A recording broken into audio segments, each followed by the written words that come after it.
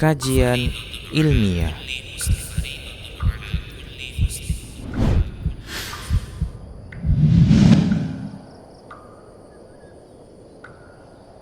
Assalamualaikum warahmatullahi wabarakatuh. Alhamdulillahi rabbil alamin. Wassalatu wassalamu ala nabiyyina Muhammadin wa ala alihi wa sahbihi ajma'in. Amma ba'du. Rabbi shrah li sadri wa yassir li amri wahlul 'uqdatam min lisani yafqahu qawli. Ya hayyu ya qayyum bi rahmatika astaghits. Aslih li sya'ni kullahu wa la takilni ila nafsi tarfata 'ain. Rabbi zidni ilma warzuqni fahma. Para ikhwah fillah, para akhwat fillah, alhamdulillah malam hari ini kita dapat berkumpul di masjid yang penuh berkah ini, Masjid Syuhada. Semoga Allah Subhanahu wa taala menuliskan apa yang kita lakukan ini dalam timbangan kebaikan kita kelak di hari kiamat. Dan semoga Allah memberikan kepada kita keikhlasan dalam menimba ilmu, kemudahan dalam memahaminya, mengamalkannya, mendakwakannya, dan bersabar di atas jalan ilmu. Para ikhwah fillah yang dimuliakan Allah Subhanahu wa taala, Allah Subhanahu wa taala dalam Al-Qur'anul Karim banyak sekali menyebutkan tentang sabar dan tentang syukur. Inna fi dzalika laayatin likulli sabbarin syakur.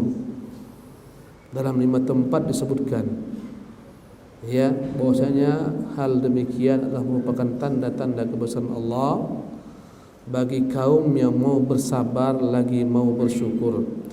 Ikhwati fillah yang dimuliakan oleh Allah Subhanahu wa taala. Berkata Ibnu Qayyim rahimahullah, ya, apa kata beliau? Fa innal 'abda da'imun at-taqallub baina hadhihi al-atbaq ats-thalath. Sesungguhnya manusia senantiasa berada dalam 3 kondisi. Al-awwal ni'amun min Allah Ta'ala tataradafu alaih. Yang pertama, senantiasa manusia merasakan nikmat yang silih berganti datang kepadanya. Faqaiduha bisyukri. Maka selayaknya nikmat yang kita dapatkan ini hendaklah benar-benar kita syukuri. Hari ini kita dalam nikmat kesehatan, dan banyak orang ikhwati fillah yang tak sadar betapa besar nikmat sehat kecuali ketika dicabut nikmat tersebut. Lalai manusia dalam nikmat sehat. Allahu Akbar. Ya. Banyak orang lalai dalam nikmat kelapangan rezeki, harta benda, membuat mereka lalai, lupa dengan pemberi nikmat Allah Jalla wa Ala. Maka orang yang beruntung adalah orang yang ketika Allah beri bagi mereka berbagai macam kenikmatan, dia bersyukur kepada Allah Jalla wa Ala. Dan Allah Subhanahu wa taala berjanji akan menambah bagi orang-orang yang bersyukur kepadanya nikmat di atas nikmat. Bahkan sebaliknya Allah berjanji barang siapa yang tak mau bersyukur dengannya Allah akan cabut nikmat tersebut. Allah Jalla wa Ala berfirman, la in syakartum la azidannakum. Apabila kalian bersyukur aku akan tambahkan nikmat. Wa la in kafartum inna azabi lasyadid. Jikalah kalian kufur sungguh azabku sangatlah pedih.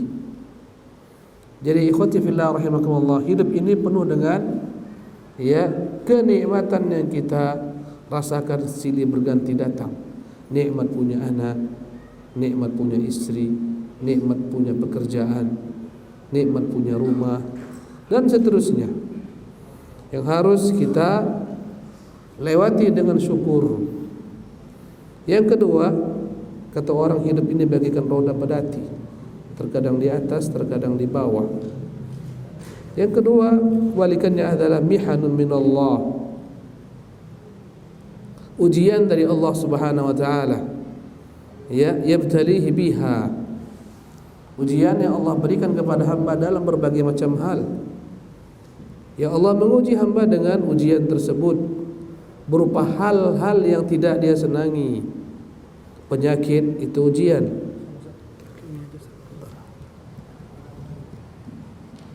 Ya. Penyakit itu ujian, tak disenangi oleh manusia. Ya. Kefakiran itu ujian, tak disenangi oleh manusia. Kemiskinan, ya, dan seterusnya. Fa farduhu fiha as-sabru wat tasalli. Maka kewajiban orang mukmin ketika mendapatkan berbagai macam bentuk ujian ini, hendaklah dia bersabar dan berprasangka baik kepada Allah Azza wa Jalla. Maka ikhwati fillah rahimakumullah, begitulah hidup kita. Apabila senang, hadapi dengan syukur. Apabila susah, hadapi dengan sabar. Ya. Begitulah seterusnya. Bahkan kalau kita mau jujur, lebih banyak senangnya yang Allah berikan kepada kita daripada penderitaan hidup. Lebih banyak kita menikmati sehat daripada sakit. Subhanallah. Lebih banyak kita tertawa daripada kita menangis. Kadang-kadang terkala datang kepada kita ujian, seolah-olah itulah segalanya yang kita rasakan dalam hidup ini. Kita lupa nikmat yang banyak Allah berikan kepada kita, berlimpah-limpah. Tapi ujian itulah yang membuat kita seolah-olah tak pernah dapat nikmat daripada Allah Jalla wa Ala. Allahu Akbar. Maka ikhwati fillah rahimakumullah, kalau kita mau melihat orang beruntung, Ibnu Qayyim rahimahullah menyebutkan ciri-ciri keberuntungan adalah yang terkumpul dalam diri seorang tatkala dia mendapatkan berbagai macam bentuk kenikmatan, dia bersyukur. Tatkala mendapatkan berbagai macam bentuk ujian, maka dia bersabar. Ini ciri-ciri orang beruntung. Subhanallah. Dan tak banyak manusia tahan diuji Allah. Kenikmatan itu ujian, penderitaan pun ujian. Kata Allah, wa nabluukum bisyarri wal khairi fitnatan. Kami uji kalian dengan berbagai macam perkara-perkara yang menyenangkan dan berbagai macam perkara yang tidak menyenangkan sebagai bentuk ujian. Allahu Akbar. Ada orang-orang yang diuji dengan jabatan tapi tak lewat, tak lulus, tenggelamlah di dalam jabatannya. Sebagaimana Allah uji Fir'aun dengan kekuasaan, tenggelamlah Fir'aun dengan kekuasaan. Tak pandai dia bersyukur, kufur kepada pemberi nikmat. Dengan lantangnya dia mengatakan kepada seluruh manusia, ana rabbukumul a'la. Aku Tuhan kalian yang paling tinggi. Allah berikan jabatan kepada Haman berupa kementerian. Ternyata Haman juga tak pandai bersyukur. Bahkan disebutkan Haman inilah yang mempengaruhi Fir'aun begitu kuatnya. Haman ini pembisik Fir'aun. Tatkala Musa alaihissalam mendatangkan berbagai macam bentuk mukjizat yang membuat takjub Fir'aun, bermusyawarahlah dia dengan Haman. Apa kata Fir'aun? Ya Haman, ini enggak main-main. Apa yang dibawa Musa itu benar-benar luar biasa. Mustahil dia buat itu dari Tuhan Rabbul Alamin. Bagaimana sikap kita yang baik? Bagaimana pandanganmu? Kita ikut Musa atau bagaimana? Berkatalah Haman, wahai Tuan Fir'aun, mengapa engkau mau turun pangkat? Engkau sekarang dipertuhankan manusia. Engkau dianggap Tuhan, kau mau menjadi hamba? Bagaimana kau mau turun pangkat dari Tuhan menjadi hamba? Subhanallah. Jadi bagaimana menurut Muhammad? Pertahankan ketuhananmu. Allahu Akbar. Ini pembisik Firaun, Haman, dan banyak orang yang seperti ini, pembisik-pembisik kejahatan. Di antara para pejabat-pejabat ada pembisik-pembisik yang membisikkan kepada mereka kejahatan. Ya'dzan billah. Subhanallah. Ikhwati fillah yang dimuliakan oleh Allah Subhanahu wa taala. Maka tak semua orang diuji Allah dengan kenikmatan mampu menghadapinya dengan syukur. Sebagian orang diuji Allah Subhanahu wa taala dengan harta yang melimpah.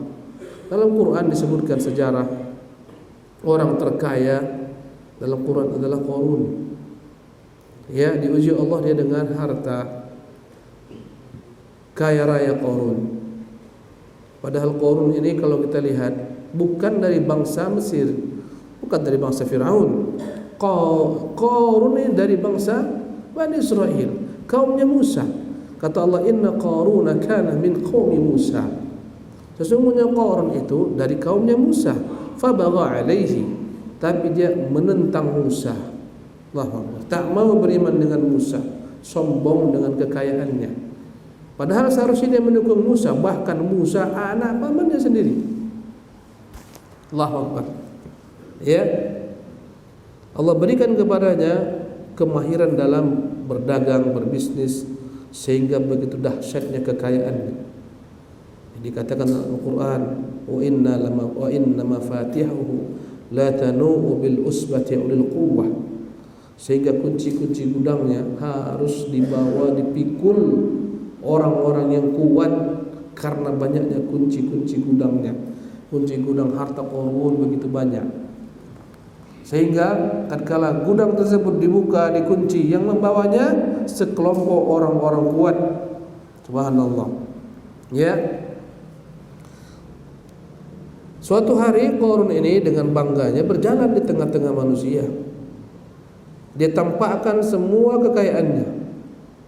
Dia keluarkan semua kekayaan yang dia miliki, kereta-kereta kencananya. Zaman dahulu tak ada mobil, yang ada kereta kencana. Dia keluarkan semua pengawal-pengawalnya, dayang-dayangnya. Lewatlah dia di jalan-jalan. Allahu Akbar. Karnavalnya Qarun. Sekedar untuk pamer saja, ria. Dan manusia banyak tertipu dengan kekayaan dan kekuasaan.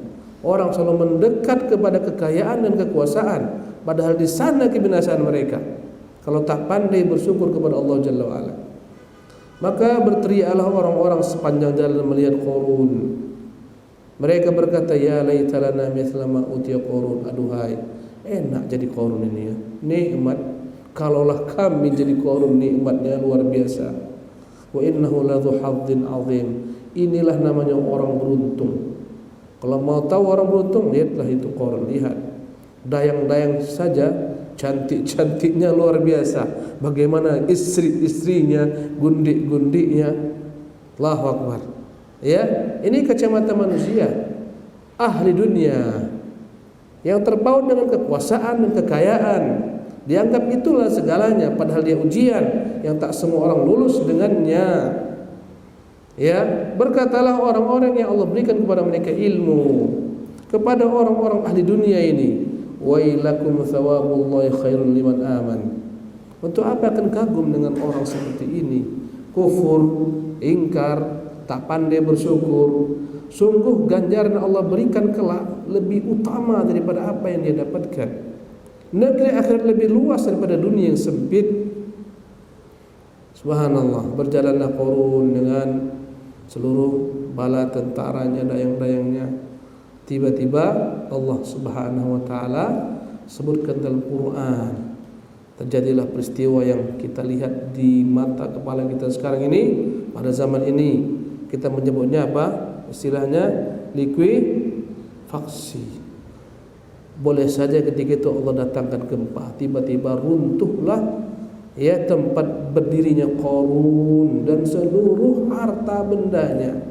Kata Allah, fakhasafna bihi wa bidarihil ardha. Kami tenggelamkan dia dan dengan kampung halamannya, rumahnya, kerajaannya, kuasaannya ke dalam perut bumi. Maka berkatalah orang-orang yang terkagum-kagum dengan Qarun, alangkah syukur sekiranya kita ikut Qarun, habis kita binasa. Allahu Akbar. Qarun tak dapat diuji Allah dengan kekayaan. Ya, dengan sombongnya Qarun berkata, innama utituhu ala ilmin indi. Semua harta ini ku dapatkan dengan ilmuku, bukan karena Tuhan. Tak ada hubungan aku dengan Tuhan. Aku rajin, jadi. Aku bersungguh-sungguh, jadi. Aku pintar, jadi. Tak ada katanya sama Tuhan. Inilah orang yang kufur ya dan billah. Tak mampu melewati ujian kekuasaan dan jabatan sebagian manusia. Subhanallah. Tak mampu mereka bersyukur. Ya, adakah orang-orang yang diberikan kekuasaan, jabatan, kekayaan mampu menghadapinya dengan syukur? Ada. Siapa di antaranya? Sulaiman. Apa yang tadi dimiliki Sulaiman? Segalanya dimiliki Sulaiman. Allahu Akbar. Ya. Tatkala Allah Subhanahu wa taala berikan kepada Sulaiman segalanya, berkata Sulaiman, "Hadza min fadli Rabbi." Ini semuanya bukan karena aku.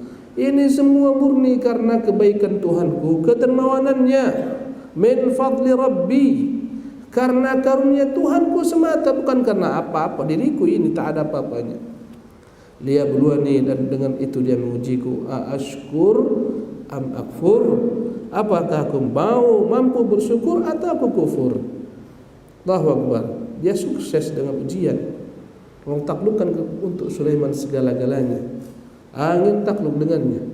Kalau dia mau pergi, subhanallah, angin menjadi kendaraannya. Allah buat angin jadi kendaraan bagi Sulaiman. Kata Allah, wasakharna lahu ar-riha tajri bi amrihi. Kami tundukkan untuknya angin. Angin itu akan membawanya kemana dia kehendaki. Allahu Akbar. Kecepatannya kecepatan angin. Kalaupun dia turun, rukha'an haitsu asab, turun angin perlahan-lahan, bukan dicampakkan Sulaiman. Subhanallah.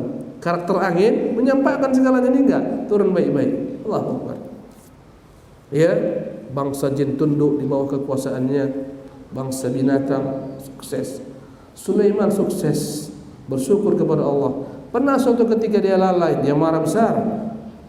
Subhanallah. Allah menyebutkan dalam Quran Al-Karim bagaimana Sulaiman suatu ketika menyuruh para pengawalnya untuk mendirikan kuda-kuda perangnya. Diberdirikan semua kuda-kuda perangnya, dia sibuk memperhatikan kuda-kuda perangnya. Hatta tawarat bil hijab, sehingga matahari pun tenggelam. Lupa dia salat. Marah Sulaiman. Semua ini harta membuat dia lalai. Kata Sulaiman, rudduha alayya, bawa kembali semua kuda-kuda itu. Fatafiqa mas'an bisuqi wal a'naq, seketika dia suruh sembelih semua kuda-kudanya. Allahu Akbar. Jadi ikhwati fillah yang dimuliakan oleh Allah Subhanahu wa taala, kenikmatan itu adalah ujian yang harus dihadapi dengan apa?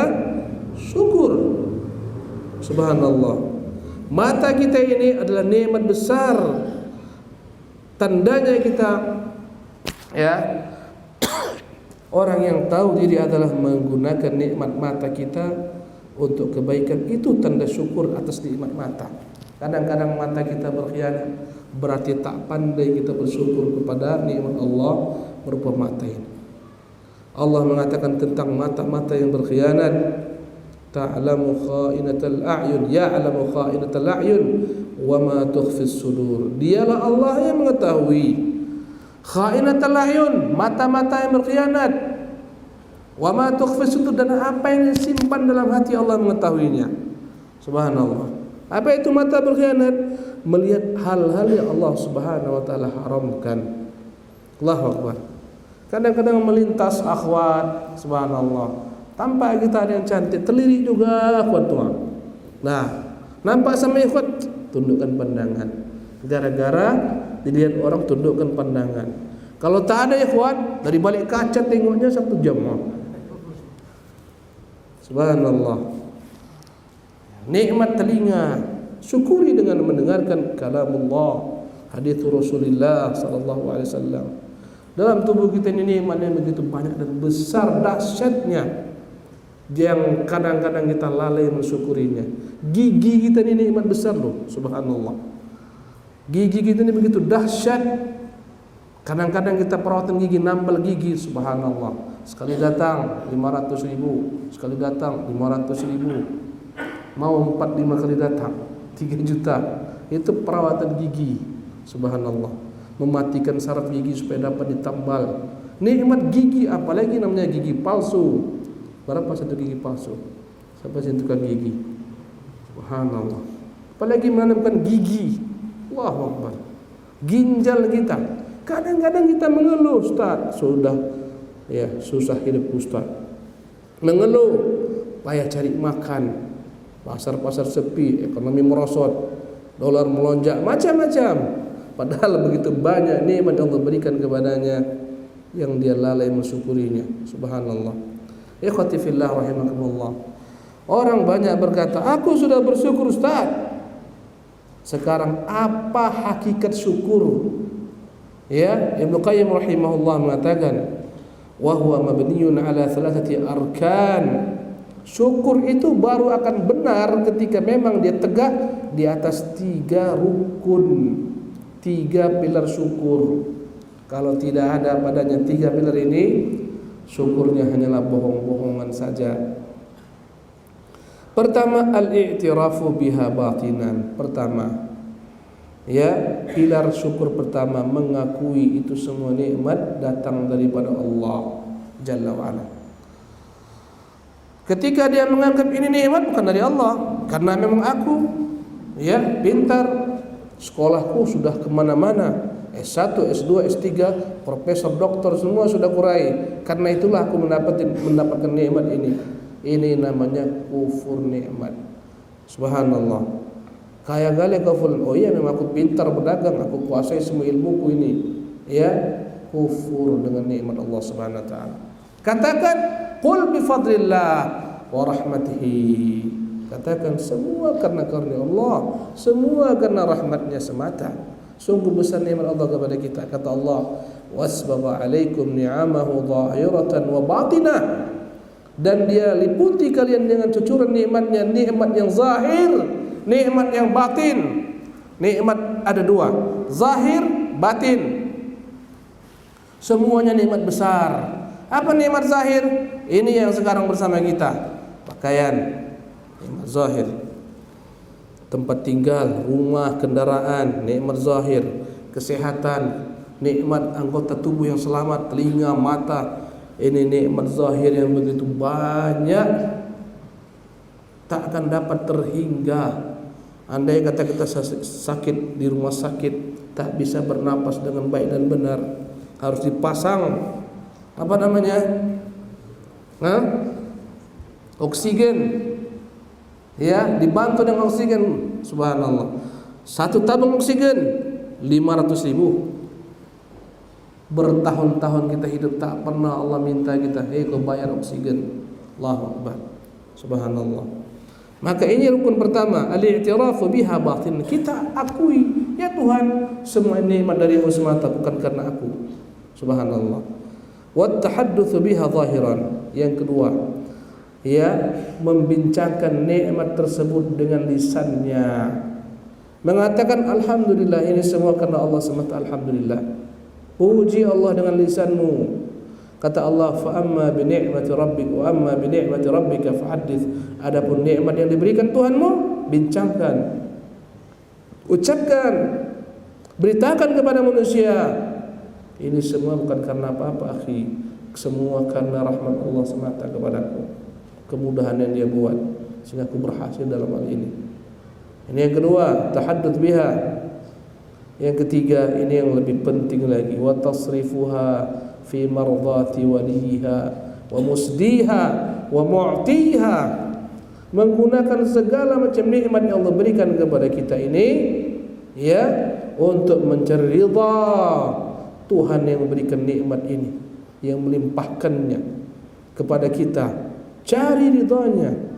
Dengan nikmat tersebut diberikan mobil, gunakan untuk menyambung silaturahmi, mendatangi kajian, membesuk orang-orang sakit, mengunjungi karib-karib kerabat.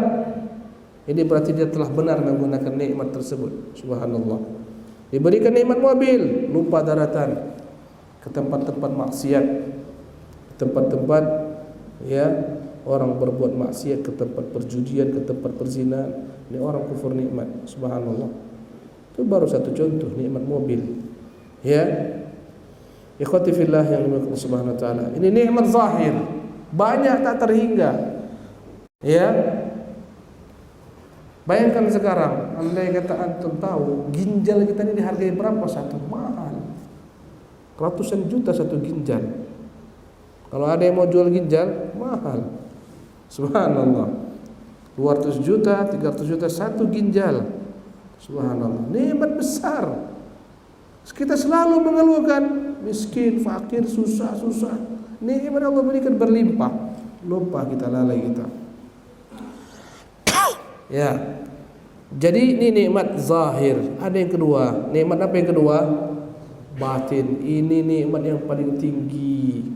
Nikmat yang tak tampak. Apa itu nikmat batin? Yang tertinggi nikmat Islam. Banyak orang-orang kafir, kayanya minta ampun, tapi kafirnya pun minta ampun, ya dan billah. Subhanallah. Untuk apa? Ya, menyembah Tuhan-Tuhan batu, menyembah Tuhan-Tuhan kayu. Subhanallah. Allah berikan kita nikmat iman. Allahu Akbar. Nikmat yang begitu dahsyat yang Allah berikan kepada kita. Ikhwati fillah subhanahu wa ta'ala. Ya, nikmat iman, nikmat Islam itu adalah nikmat batin, nikmat hati yang lapang, dada yang lapang, nikmat batin, nikmat mampu mensyukuri nikmat Allah Subhanahu wa taala, ridha dengan ketentuan Allah, sabar dengan ujian Allah, nikmat batin yang begitu banyaknya. Subhanallah. Saya ulangi lagi. Jadi 3 pilar syukur. Baru dikatakan benar orang bersyukur. Pertama, mengakui dalam hatinya semua datang daripada Allah, bukan karena pandainya dia.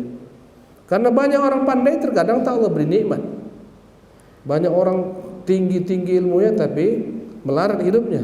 Ada orang yang tak pandai-pandai kali, mungkin di sekolah paling jeblok dia, di sekolah paling bodoh tapi paling kaya. Ada nggak seperti itu? Kawan-kawannya dahulu yang ranking 1, 2, 3 jauh di bawah dia. Allahu Akbar. Karena rezeki tak memandang pandai pintar. Subhanallah. Itu yang pertama. Yang kedua, mengucapkan dengan lisan kita nikmat tersebut dalam puji-pujian kepada Allah, menyampaikan kepada manusia pesan bahwa itu semua nikmat bukan dari dirinya tapi dari Allah tabaraka taala. Yang ketiga, menggunakan semua nikmat tersebut untuk mencari ridha Allah azza wa jalla. Ya, barulah benar dikatakan syukurnya. Adapun yang kedua, ikhwati fillah, ya, tadi kita sebutkan tentang ya, syukur. Manusia selalu mendapatkan berbagai macam nikmat yang harus dia jalani dengan syukur agar tidak dicabut Allah Subhanahu wa taala. Adapun yang kedua, yaitu keadaan kondisi yang tidak menyenangkan kita, ujian, ya berbagai macam ujian. Allah menyebutkan dalam Al-Qur'an dalam surah Al-Baqarah, "Wa lanabluwannakum bisyai'in minal khauf." Kami akan uji kalian dengan berbagai macam ragam bentuk perkara-perkara. Di antaranya adalah ujian ketakutan. Takut itu ujian. Ya, takut miskin itu ujian. Takut menderita itu ujian. Ya, minal khauf, takut musuh-musuh mau keluar malam takut, itu ujian dari Allah Subhanahu wa taala. Ya. Takut tak dapat jabatan, ujian. Orang tidur tentram, kawan tak bisa tidur. Kenapa? Uang udah banyak kau keluarkan ini. Naik enggak ini ya? Naik enggak ini ya? Takut tak dapat jabatan, ujian. Takut kehilangan jabatan, juga ujian. Siapa yang musuh-musuhku yang berpotensi ini menjatuhkan aku? Subhanallah. Ujian. Dan itulah dunia ini, ikhwati fillah. Subhanallah. Penuh dengan ujian. Ya. Sebelum dapat nikmat, ujian. Belum dapat istri, stres. Dapat enggak ini, tolak enggak lamarku, diterima enggak ini? Ya Allah, berdoa pagi siang malam, berdoa, bertawasul kepada orang-orang saleh, bilanglah sama dia aku mau. Macam-macam cara. Ya, malam-malam galau, diterima ditolak, diterima ditolak. Belum dapat, galau. Ujian. Dapat, selesai galaunya, tetap galau. Ya Allah, aku pergi kerja, istriku cantik, jangan-jangan digoda orang istriku ini. Takut berpisah dengan sang istri, ujian. Subhanallah. Pulang-pulang ya selalu kontrol keadaan, jangan-jangan aku istriku pergi kemana ini. Ujian. Sebelum dapat ujian, dapat ujian, lari singa sama orang lain, juga ujian. Begitulah dunia. Sebelum dapat ujian, setelah dapat ujian, lepas penujian. Sebelum jadi pejabat diuji, jadi pejabat diuji bagaimana supaya tetap eksis, menjaganya bagaimana. Setelah dicabut jabatannya juga ujian. Subhanallah. Jadi ikhwati fillah yang dimuliakan Allah Subhanahu wa taala, ujian itu bisa berbentuk rasa takut, minal khauf wal ju', bisa dalam bentuk ujian kelaparan. Kenapa lapar? Tak ada yang mau dimakan. Allahu Akbar. Kenapa tak ada yang mau dimakan? Tak ada yang bisa dibeli. Kenapa? Tak ada uang. Kadang uang ada, tak ada barang. Ujian. Negeri-negeri yang ditimpa bencana, hari-hari yang ditimpa bencana, uang ada tak ada yang mau dibeli, makanan tak ada. Ujian. Subhanallah. Kadang-kadang kita diuji oleh Allah SWT dengan kelaparan dalam bentuk ibadah puasa. Itu juga ujian. Banyak orang tak sanggup dengan ujian lapar, sehingga ketika tengah hari puasa dia berbuka makan di hadapan orang banyak, tak tahan diuji dengan kelaparan. Ya, minal khaufi wal ju'i wa naqsim minal amwal. Harta benda yang berkurang. Kenapa berkurang? Ketipu orang, ujian. Hartanya ludes, terbakar, kena bencana alam, musibah, ujian. Lihatlah betapa murahnya harta ketika Allah kirimkan ujian. Ketika bencana tsunami di Palu kemarin, kita lihat di dalam video, motor-motor, mobil-mobil berharga tak ada makna disapu gelombang habis, rumah-rumah semua tenggelam habis, hancur, tak ada makna. Allahu Akbar. Ya, wa naqsim minal amwal, kekurangan harta. Ya, wal anfusi wath thamarat, kekurangan jiwa. Allah cabut nyawa kekasih-kekasih hatinya, anaknya, istrinya, orang tuanya, mertuanya, kerabatnya, kawan dekatnya. Ujian. Ya. Wal anfusi wath thamarat.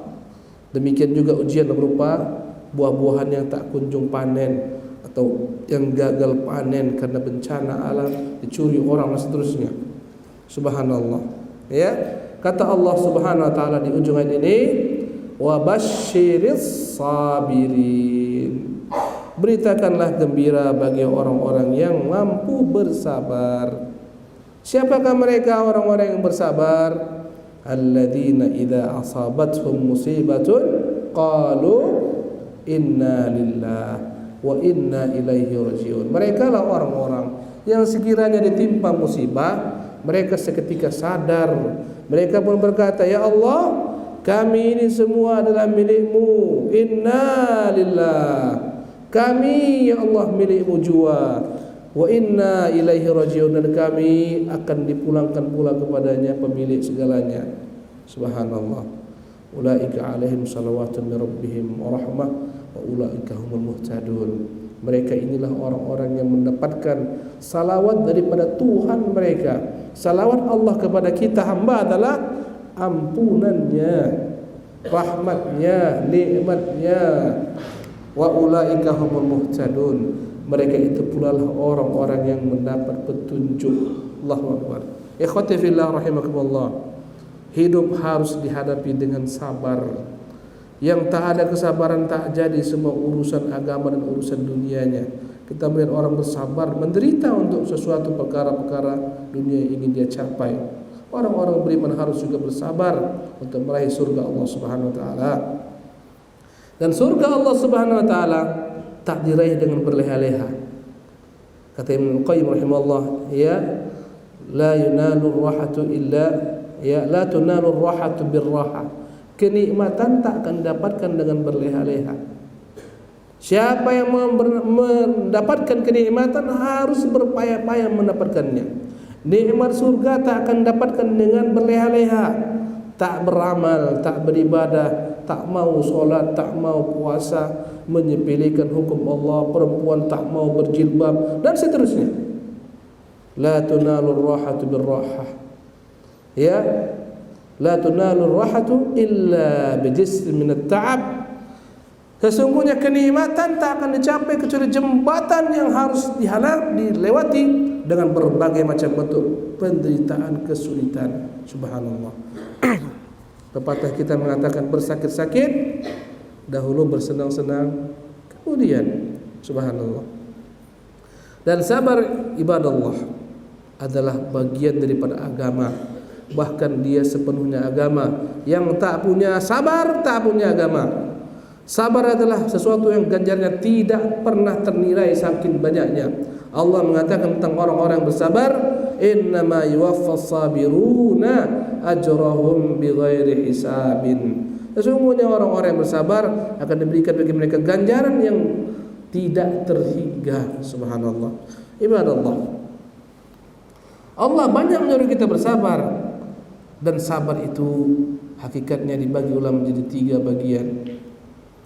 Ya, pertama ibadallah, sabar dengan menjalankan perintah-perintah Allah. Itu yang pertama. Yang tak mau salat berarti tak sabar menjalankan perintah Allah. Tunggulah azabnya, petaka datang. Ya, kata Allah, fa khalafa min ba'dihim khalfun adha'us salata. Datanglah generasi buruk setelah mereka yang menyia-nyiakan salat. Konsekuensi menyia-nyiakan salat, wattaba'u syahwat, pasti dia mengikuti syahwatnya. Fa sawfa yalqawna ghayya, pasti mereka dicampakkan ke dalam lembah di neraka jahanam, namanya lembah ghayyan. Lembah ini kalaulah seluruh gunung di bumi ini dimasukkan ke sana hancur lebur. Balasan bagi orang yang tak mau salat. Subhanallah. Tak sabar menjalankan salat. Tak mau dia. Kenapa tak sabar? Akhirnya masuk neraka gara-gara tak sabar. Padahal salat begitu ya indahnya, nikmatnya, sederhananya. Kadang-kadang orang mampu berjalan ribuan kilo. Gunung Himalaya dia daki. Subhanallah, puncak Jaya-Jaya dia naiki, ke masjid samping rumah tak pernah jadi. Subhanallah. Allahu Akbar. Tak mampu dia. Jadi ikhwati fillah rahimakumullah, sabar yang pertama, dan ini sabar tertinggi, sabar menjalankan perintah-perintah Allah.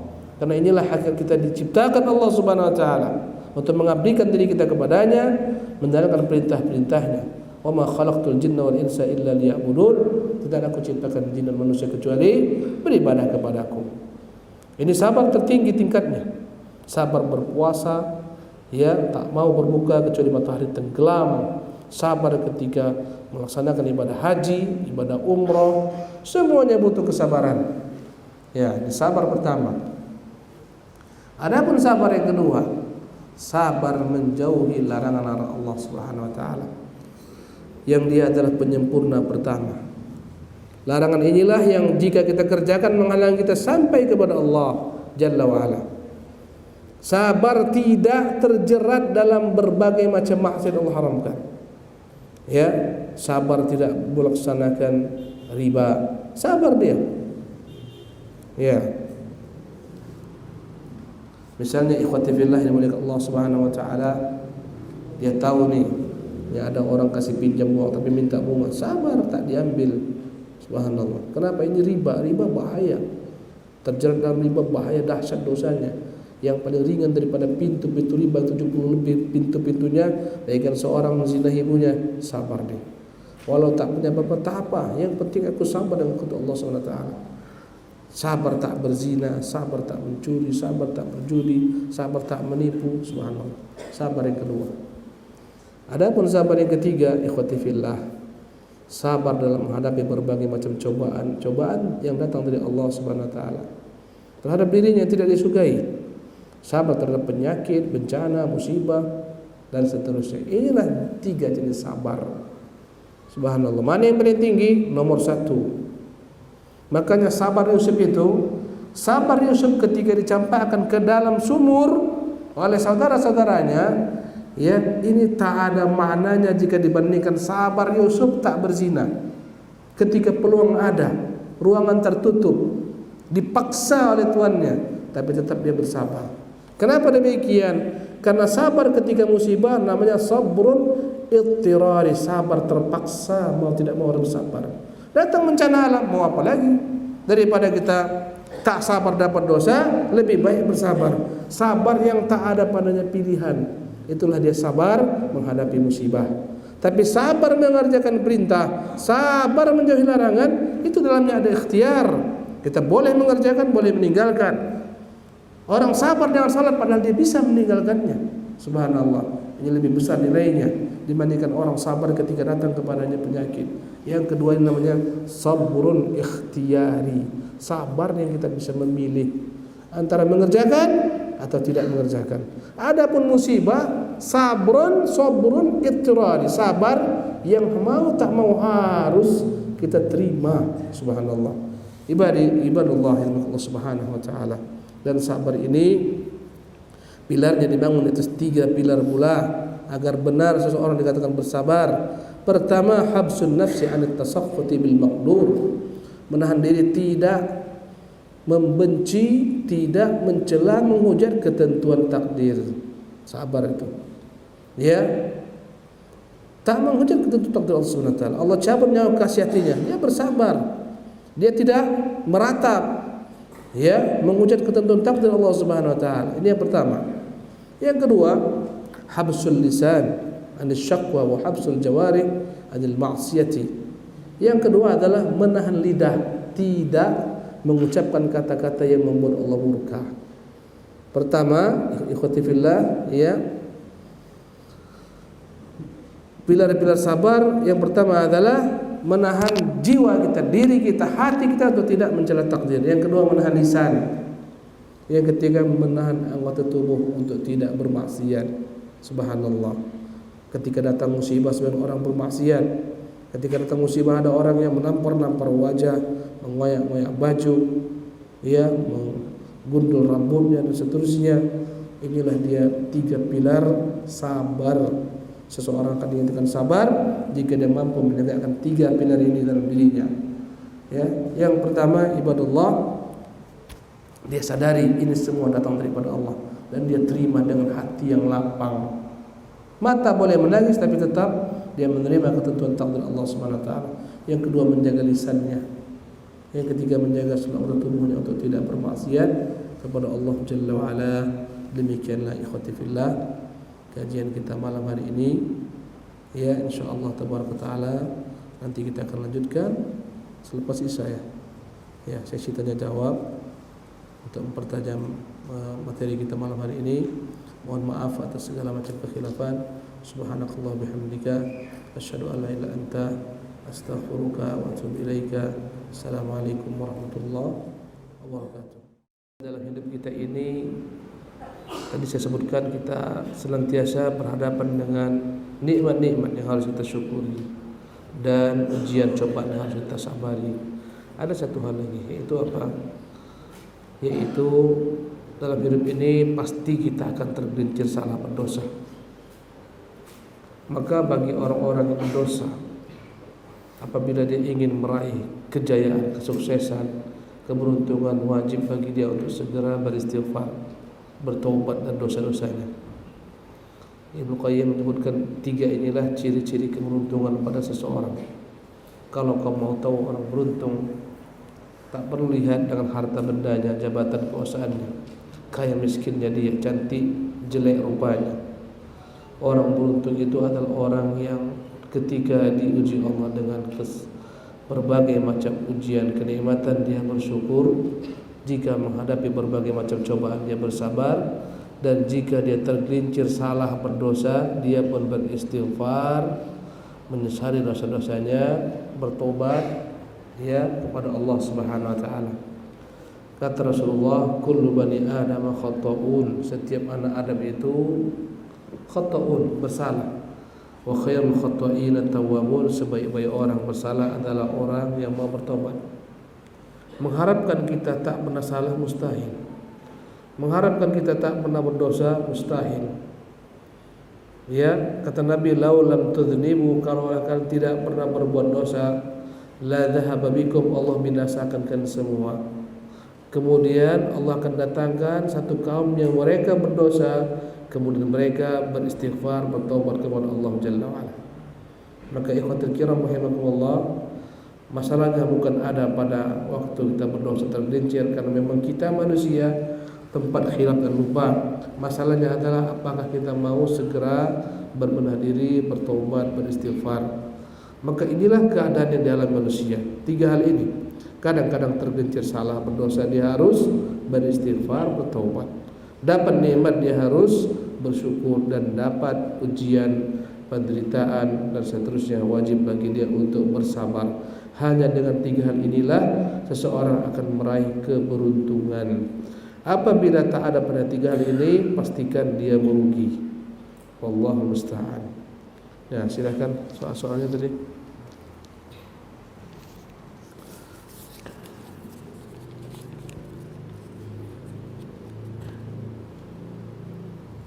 Pada saat ditimpa musibah, seorang bersedih dengan sangat sampai berhari-hari, tapi dia tetap berdoa agar Allah melapangkan hatinya memberi dia kesabaran. Apakah orang ini tidak lulus ujian sabar?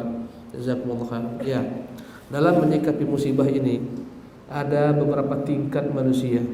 Tingkat yang pertama ialah tingkat yang haram, berdosa tercela. Itu orang-orang yang menghadapi musibah dengan tidak sabar, jaza, halak, dengan menghadapi musibah dengan caci maki, menghujat ketentuan takdir Allah Subhanahu wa taala. Meratap ketika dapat musibah, meratap. Misalnya Allah Subhanahu wa taala cabut nyawa kekasih hatinya, dia meratap, "Wahai fulan, kenapa kau harus mati begitu cepat? Wahai fulan, sekiranya kami tak terlambat mengantar engkau, mungkin kau tak seperti ini. Wahai fulan, engkau lah tulang punggung keluarga kami." Ini meratap, tak sabar dengan musibah, hukumnya haram dan dia berdosa. Sudahlah mendapat musibah, yang kedua dapat dosa. Ini tingkatan terendah. Tingkatan kedua, tingkatan sabar. Tingkatan sabar ini adalah orang yang ketika menghadapi musibah, dia rasakan pahitnya tapi dia tahankan. Perumpamaan orang bersabar ini bagaikan orang yang bersabar mengkonsumsi obat yang pahit. Apalah kira-kira yang paling pahit? Temulawak, Samiroto setengah mati pahitnya. Tapi ketika orang sakit harus mengkonsumsi Samiroto, dia telan benar-benar itu obat. Memang pahit, tapi apa mau dibuat Ustaz? Inilah risikonya, harus kutelan kepahitan ini.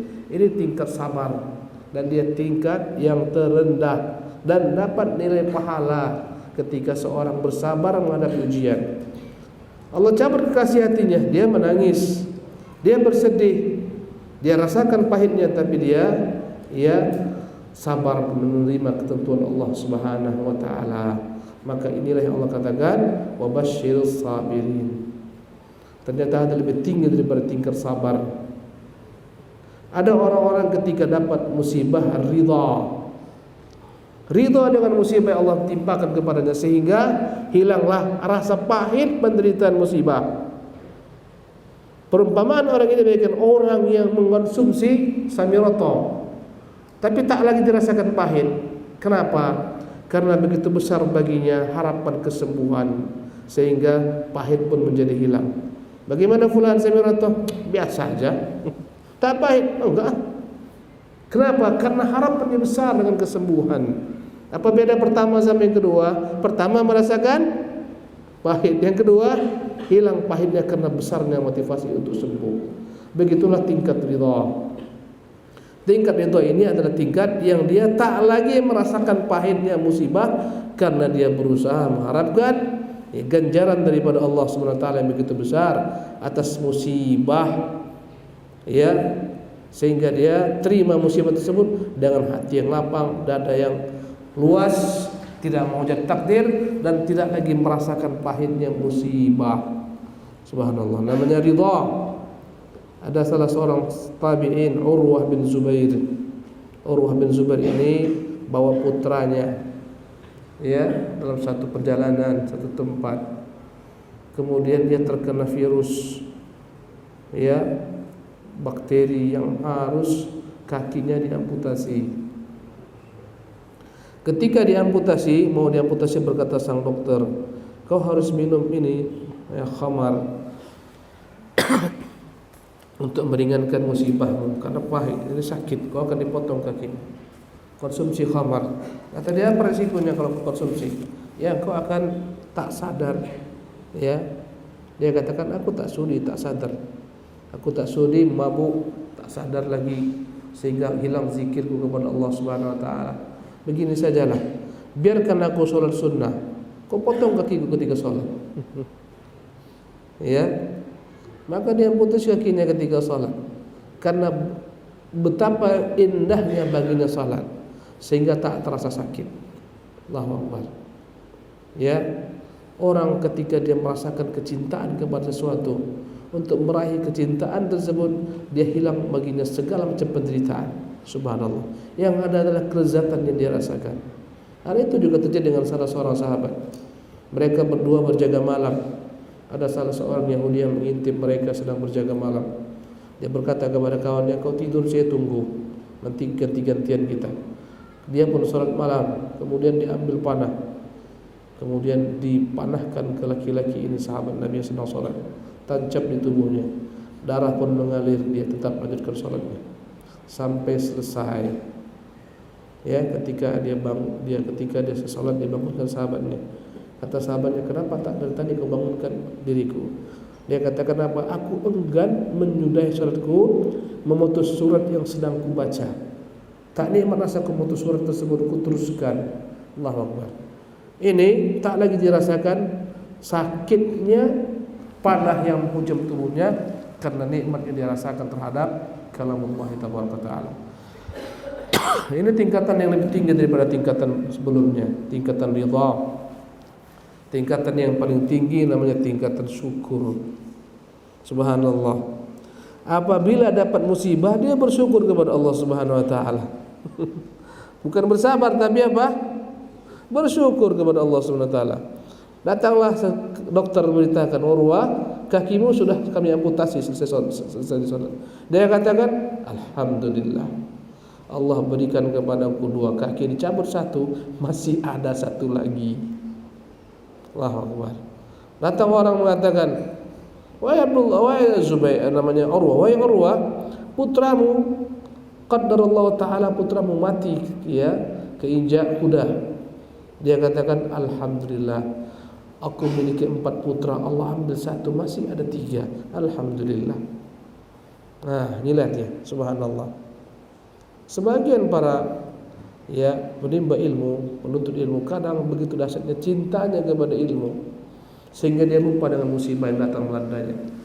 Disebutkan bahwasanya murid Imam Abu Hanifah, Abu Yusuf Al-Qadhi, putranya meninggal. Dia suruh orang mewakili dia untuk menyelenggarakan putranya. Dia tetap bersimpuh, berhadir di majlis gurunya Imam Abu Hanifah rahimahullah. Subhanallah. Dia merasakan lebih besar nikmat ilmu daripada musibah kehilangan anak. Subhanallah. Karena itulah dia prioritaskan majlis Imam Abu Hanifah daripada menyelenggarakan anaknya. Allahu Akbar. Jadi inilah ikhwatul kiram rahimakumullah, tingkatan-tingkatan musibah. Apabila Anda masih berhari-hari mengenang orang yang Allah Subhanahu wa taala telah cabut nyawanya, maka tak boleh hal demikian terjadi. Subhanallah. Untuk meringankan derita kita, tatkala ada orang-orang yang kita cintai meninggal, katakan bahwasanya kita ini milik Allah Subhanahu wa taala. Dia telah mendahului kita, nanti datang giliran kita pula. Ucapan istirja, kemudian minta kepada Allah Subhanahu wa taala agar Allah gantikan musibah itu dengan yang lebih baik. Istirja, Allahumma ajirni fi musibati wa akhlif li khairan minha, ya Allah, berilah ganjaran dalam musibah ini dan gantikan aku dengan lebih baik daripada musibah ini. Ucapkan demikian. Ketika meninggal Abu Salamah, maka ketika itu Rasulullah perintahkan Ummu Salamah mengucapkan kata-kata ini. Kata Ummu Salamah, apakah ada lebih baik daripada Abu Salamah? Tapi dia ucapkan juga ucapan ini. Akhirnya Allah SWT gantikan Ummu Salamah. Allah gantikan untuk Ummu Salamah yang lebih baik daripada Abu Salamah. Siapa? Rasulullah SAW beristirja. Kemudian ikhwati fillah rahimakumullah, andai kata Allah cabut nyawa kasihati kita, andai kata dia kanak-kanak, masih anak-anak, untuk menghibur hati kita katakan ini insyaallah ahli surga. Mereka adalah ahli surga. Jelas mereka ahli surga. Tak perlu kita khawatir. Allah lebih sayang kepadanya, Allah lebih mengutamakan dia, Allah mengambilnya. Dititipkan sebentar, diambil karena lebih sayang kepada anak tersebut daripada diri kita sendiri. Kemudian harapkan ganjaran pahalanya. Tahulah bahwasanya nanti di hari kiamat anak-anak kecil ini akan menjadi pemberi syafaat bagi orang tuanya. Subhanallah. Kemudian baca juga hadis-hadis mengenai keutamaan orang sabar dalam menerima musibah. Dalam hadis qudsi Allah berkata, wahai para malaikat-malaikat, lihatlah hambaku, apa yang dikatakannya ketika aku cabut kasih hatinya. Ya Allah, dia berkata, memuji engkau dan beristirja, mengucapkan inna lillahi wa inna ilaihi raji'un, Allahumma ajirni fi musibati, dan dia bersabar. Apa kata Allah SWT? Wahai malaikat-malaikatku, saksikanlah Aku telah bangunkan untuknya rumah di surga dengan kesabaran yang menghadapi musibah. Aku sebut rumah tersebut dengan nama rumah Baitul Hamdi, rumah bagi hamba-hamba yang bersyukur memuji Allah Subhanahu wa taala. Ini ganjaran-ganjaran atas kesabaran, dan harapkan Allah Subhanahu wa taala memberikan kepada kita ganti lebih baik. Kemudian berhusnudzonlah dengan ketentuan takdir bahwa apa yang Allah berikan kepada kita semuanya itu yang terbaik bagi kita. Karena Allah tak pernah berbuat yang buruk untuk kita, semua terbaik. Bagaimana sakit Ustaz? Sakit itu yang terbaik bagimu kala itu. Kalau kau tak sakit, mungkin kau tak pernah tobat kembali kepada Allah, tak pernah kau sadar siapa dirimu. Kau hamba yang naif, kau perlu Allah buat sakit supaya kau sadar, supaya kau merintih kepadanya di hadapannya. Jadi musibah Allah turunkan itu bukan karena Allah zalim kepada kita, tapi ingin mendengar rintihan kita, untuk menguji kita, maukah kita kembali kepadanya, merintih kepadanya. Subhanallah. Ya, ini kiat-kiatnya ketika kita menghadapi musibah. Wallahu ta'ala alam.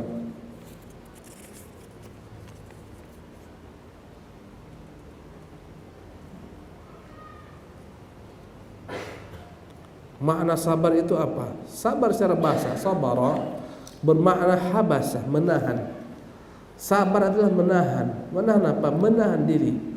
As-sabr huwa habsun nafsi 'anil jaza', menahan diri untuk tidak mengeluh ketika menghadapi berbagai macam bentuk ujian-ujian yang tidak dia senangi. Itu namanya sabar. Sabar dalam menjaga yakni kemaluannya untuk tidak bermaksiat, berzina, namanya iffah. Subhanallah. Sabar dalam peperangan, ya, sehingga dia tetap pertahankan segala macam penderitaan dalam peperangan, namanya syaja'ah, berani, tetap, ya.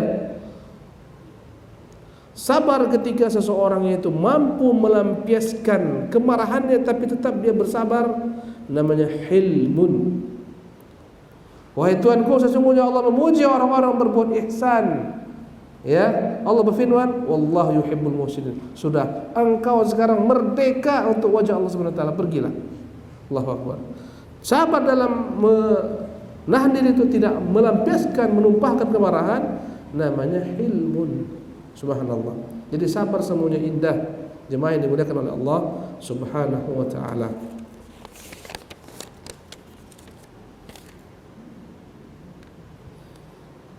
Sabar apa? Sesabar apa kita dalam mendakwai orang tua kita, terutama bapak yang masih berbuat maksiat, tapi kita belum cukup ilmu mendakwahinya maupun dengan adab dan akhlak. Ya, berdakwah itu jemaah sekalian tidak sama menghadapi orang-orang yang kita dakwahi. Berbeda-beda caranya, kaifiatnya berbeda-beda. Mendakwahi orang tua tak sama dengan mendakwahi anak, tak sama mendakwahi teman-teman kita.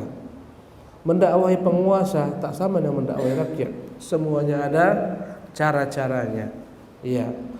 Orang tua tak bisa kita dakwahi sebagaimana kita dakwahi anak. Kita katakan, "Hei bapak tukang buat maksiat." Tak bisa. Berhentilah bapak berbuat maksiat, tak bisa. Ya. Oleh karena itu, tentunya dibutuhkan kesabaran dalam menyampaikan dakwah ke orang tua. Kata-kata yang lembut dipilih, waktu yang sesuai dipilih. Lihatlah bagaimana Ibrahim alaihissalam mendoakan orang tuanya dengan kata-kata yang penuh bijak dan hikmah, lemah lembut. Apa Allah katakan dalam Al-Quran ketika Ibrahim mendakwahinya? Ya abati, wahai ayahanda, ya abati. Kata-kata abati dalam bahasa Arab adalah kata yang begitu halusnya. Wahai ayahanda, ya abati, lima ta'budu ma la yasma'u wa la yubsiru.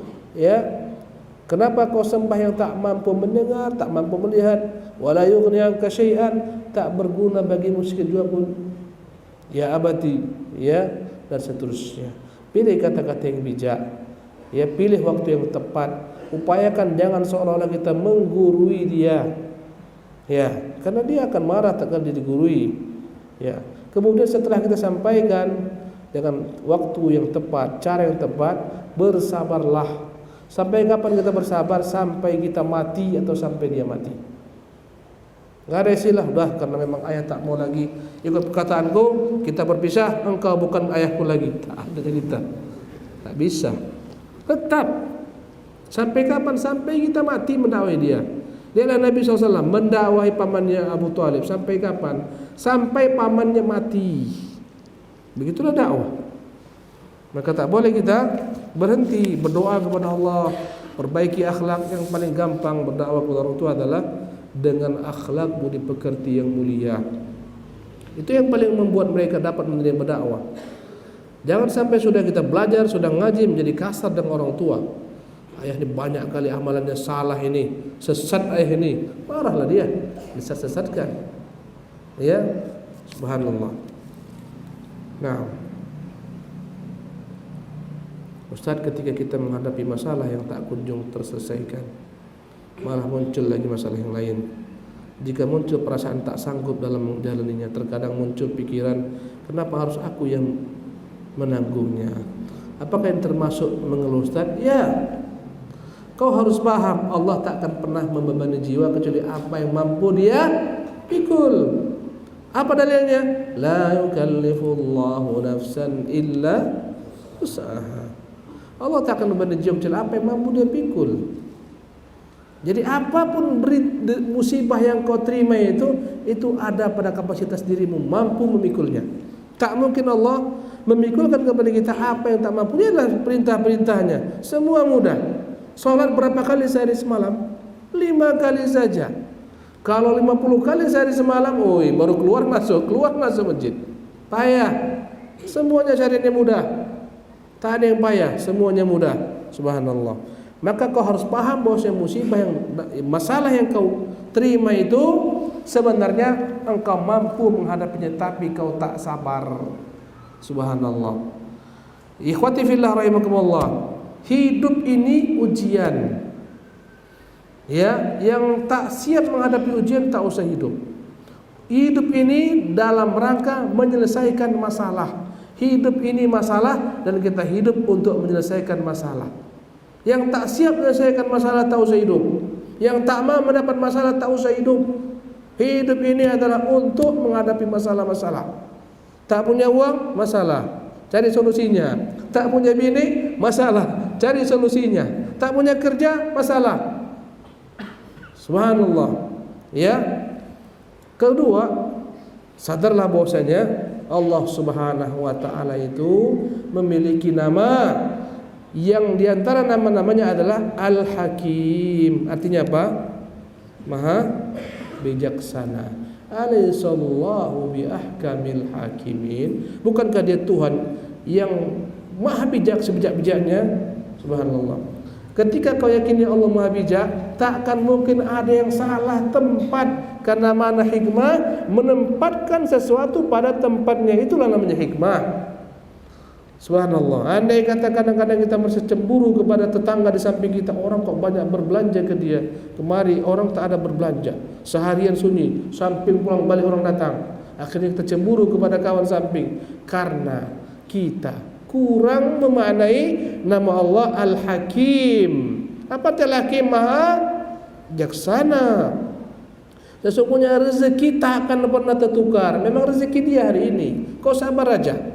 Mungkin kau besok, mungkin lusa. Berapa banyak rezeki kita yang Allah SWT tak berikan sehari, 2, 3 hari, seminggu. Kemudian dia jamak, kadang-kadang dapat untuk 3 minggu. Ya enggak? Jadi apabila musibah datang melandamu, kau yakini Allah itu maha bijaksana. Tak mungkin salah letak. Ini pasti benar ini. Kemudian untuk meringankan musibahmu, kau bandingkan antara segala macam penderitaan yang kau hadapi dengan kenikmatan hidup yang kau rasakan. Sebagaimana tadi saya katakan, lebih banyak kita tertawa daripada menangis, lebih banyak kita sehat daripada kita sakit, lebih banyak kita kenyang daripada kita lapar. Kemudian untuk meringankan musibahmu, lihat banyak orang lain yang ditimpa musibah lebih parah daripada apa yang menimpamu. Akan meringankan ya perasaanmu. Ya, ini dia mengatakan, ya Allah, kenapa harus aku yang menanggung? Karena dia tak lihat orang lain, tak lihat dirinya masih banyak berlimpah musibah. Dibuat Allah musibah apa? Kemana-mana melamar kerja tak diterima. Subhanallah. Ketika diingat, walaupun tak diterima bekerja, tapi aku memiliki tubuh yang sehat, aku masih memiliki kesehatan yang sempurna, bisa berjalan. Orang itu ada yang malah pincang, orang itu banyak. Yang jelas membandingkan nikmat yang ada padanya dengan orang-orang yang tak dapat nikmat tersebut akan menghibur dirinya. Subhanallah. Apakah boleh merasa lelah dengan ujian yang sedang Allah berikan? Tak boleh. Ya. Kenapa? Allah mencintaimu. Dengarkan jemaah sekalian. Dengarkan baik-baik. Suatu ketika dalam peperangan, Allah menangkan Nabi dan para sahabat. Bercerai-berailah ketika itu musuh-musuh Allah SWT. Sebagian besar tertawan. Anak-anak dengan ibunya tercerai-berai. Subhanallah. Di tengah-tengah mereka tercerai-berai, Rasulullah dan para sahabat melihat ada seorang perempuan. Dia sibuk mencari putranya, entah kemana putranya. Tercerai-berai, namanya peperangan. Mereka lihat kemana sibuk, sampai akhirnya dia menemukan putranya. Kemudian dia peluk putranya, dia dekap, dia cium, dia susukan. Kata Nabi kepada sahabatnya, "Ara'aitum hadhihi tarihatan walada finnar?" Wahai sahabat-sahabatku, ambil pelajaran. Kira-kira mungkinkah perempuan itu mencampakkan anaknya ke dalam api? Ya Rasulullah, mustahil. Lihatlah betapa cintanya dia kepada anaknya.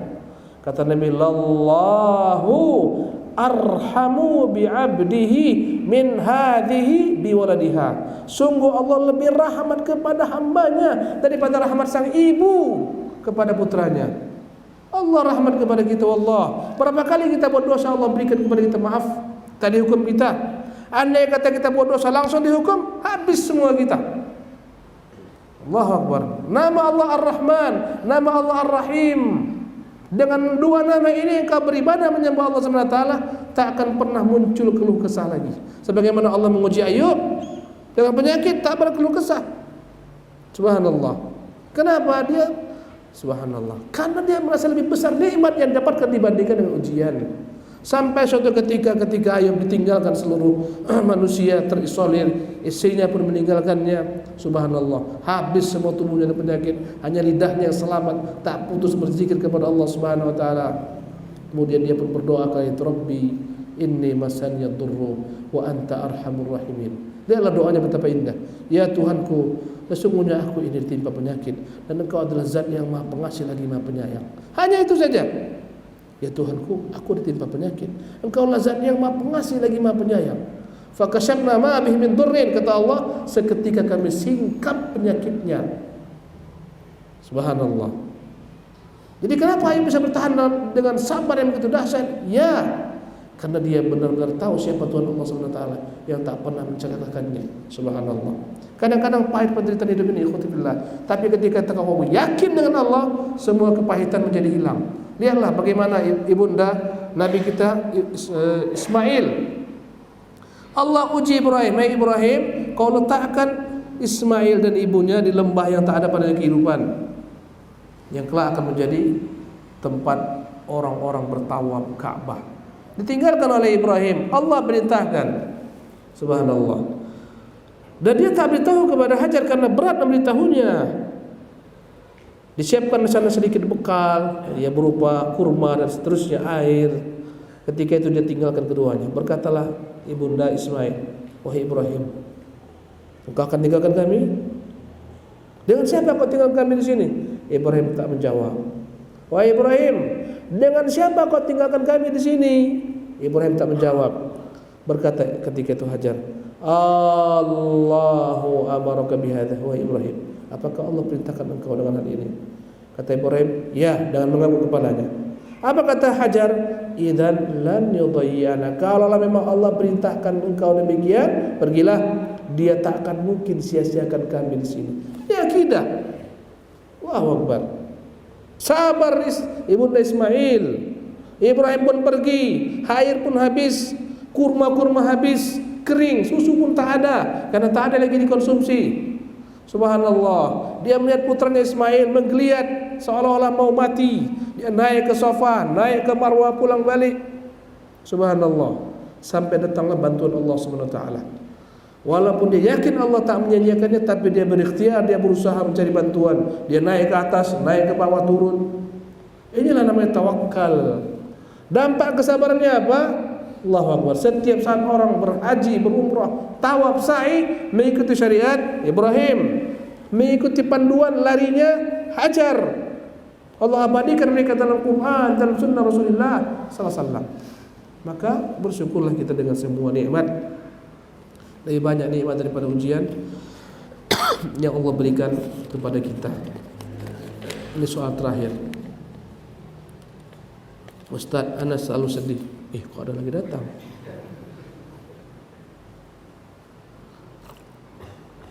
Ustaz, ana selalu bersedih karena ana ditakdirkan Allah bekerja dan di tempat yang banyak ikhtilat, bercampur bauran laki-laki perempuan.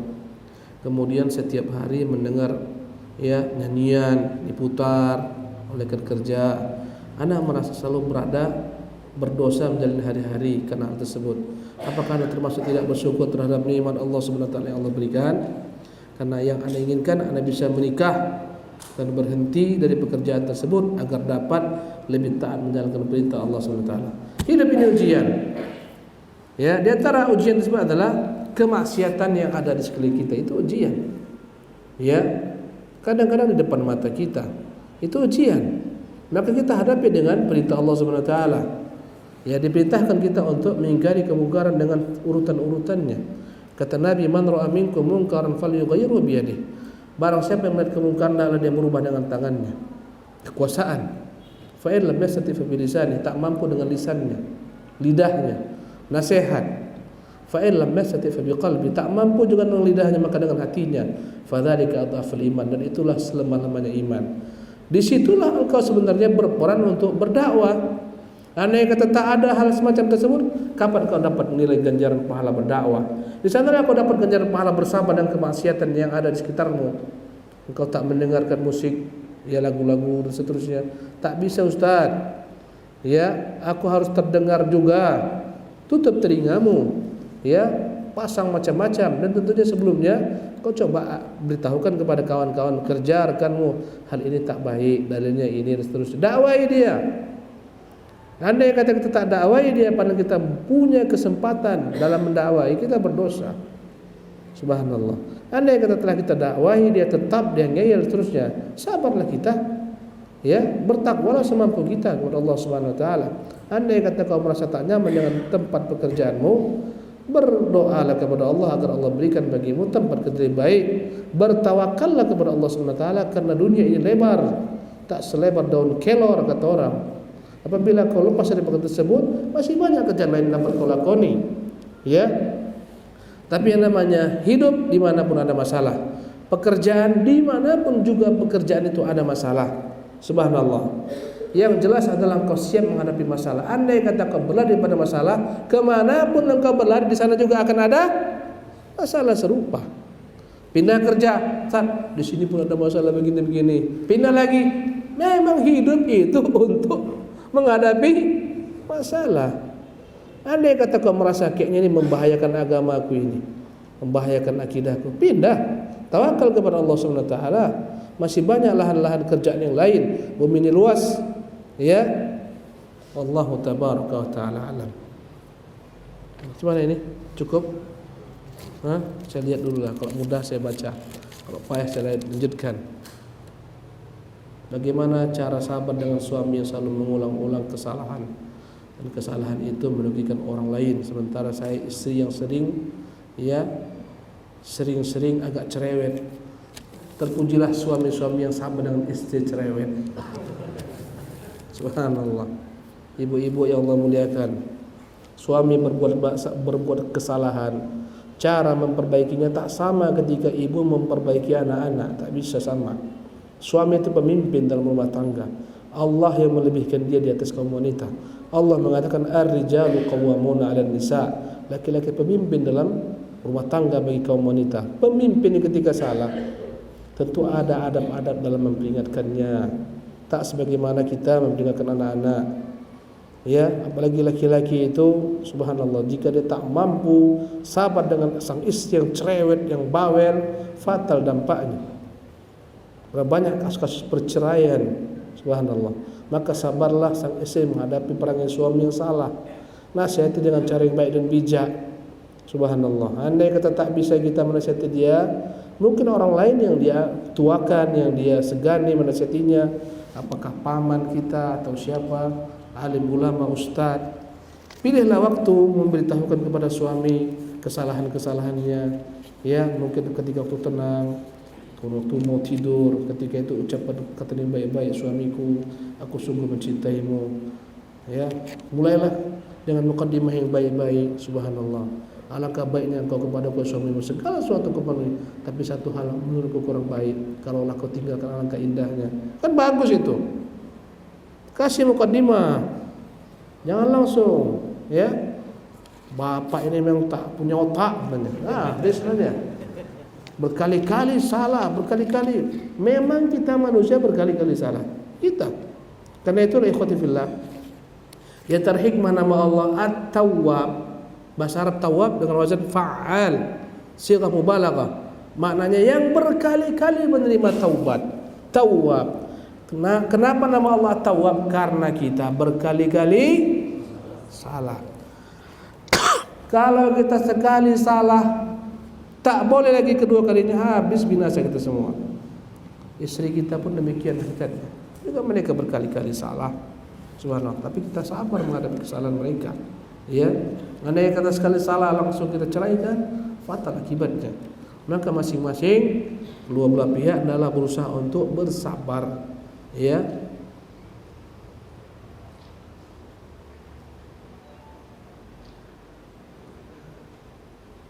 Ini bagaimana cara menasihati suami. Intinya dia sudah ngaji, suaminya belum ngaji. Saya katakan sebagaimana mendakwai orang tua, suamimu itu, ibu-ibu yang Allah muliakan, akan tertarik untuk mengikuti kajianmu ketika kau berubah setelah ngaji. Akhlakmu semakin baik. Setiap suami pulang, Masya Allah, diservis luar dan dalam. Bukakan sepatu bang, sini bukakan bang. Siapkan segala macam minuman hangat, teh segala macam. Pakaiannya pun bagus, yang indah. Tutur katanya pun indah. Suaminya akan bertanya-tanya, semenjak ngaji si Minah ini, hebat ku tengok akhlaknya. Kata-katanya subhanallah lembut, baik, subhanallah. Di mananya ngajinya itu? Sana di Masjid Syuhada. Oh, baru dia akan datang. Setelah ngaji semakin sombong. Alah, abang tak pandai bahasa Arab pun. Aku udah tinggi, fa'alu, udah hafal. Tafa'ala. Semakin sombong. Banyak kadang-kadang orang setelah ngaji semakin sombong kepada suami. Kata suaminya, sesat kajianmu itu. Dulu tak pernah seperti ini, sekarang kau akhlak terlebih dahulu. Wallahu ta'ala alam. Assalamualaikum warahmatullahi wabarakatuh.